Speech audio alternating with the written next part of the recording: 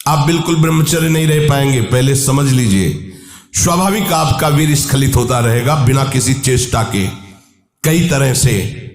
अब आपको घबराना नहीं, पर कोई क्रिया नहीं करनी है और संयम से रहना है।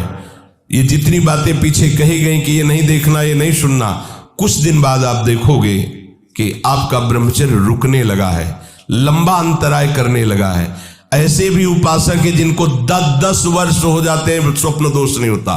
10-10 वर्ष स्वप्न दोष ही नहीं होता। कभी ऐसी कोई विषम परिस्थिति, औषधि आदि का प्रभाव, कुप्रभाव, वो बात अलग की है। क्यों? जब तक आप उसे रास्ता नहीं देंगे तब तक वो निकलेगा नहीं। स्वाभाविक नहीं निकलने वाली ये वस्तु है। स्वाभाविक तो कभी ऐसे ही, अगर आपने शुरुआत से कभी भी ऐसी कुचेष्टा नहीं की है तो ये अपने आप में समर्थ, जो आसनों पे बैठने के लिए कहा जाता है, इससे सुषुम्ना नाड़ी खुलती है और ब्रह्मचर्य ऊर्ध्वगामी होने लगता है। ऊर्ध्वगामी ब्रह्मचारी साक्षात भगवत स्वरूप हो जाता है, उसे ज्यादा प्रयास करना नहीं पड़ता है।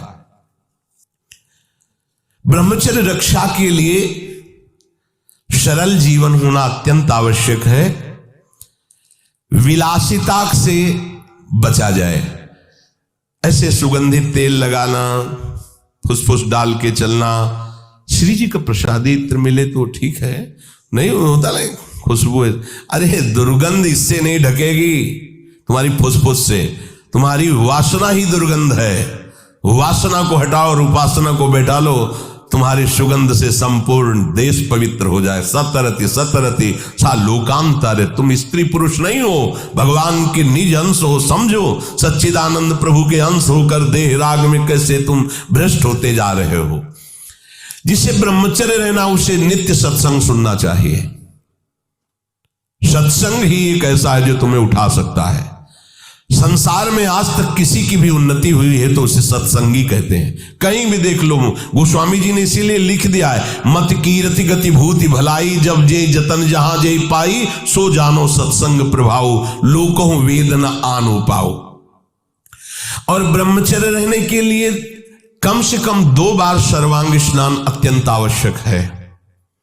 अगर आप सोच कई बार जाते हैं, कोई ऐसी परिस्थिति आ जाती है तो कमर से स्नान कीजिए, पर 2 बार तो स्नान होना ही चाहिए आपके शरीर का। उससे ब्रह्मचर्य को सहायता मिलती, शरीर की गर्मी नष्ट होती है और हमारे भाव में भी पवित्रता आती है। 2 बार स्नान करने से शरीर की गर्मी नष्ट होती है। ये महकुआ साबुन और वो जो लगा के जरूरत नहीं है। अगर आपको शरीर को स्वस्थ रखना है तो आप रगड़ करके ऐसे ही नहाइए। ये जो रज हम लगाते हैं ना, ये अपने आप में बहुत सामर्थ्यशाली है।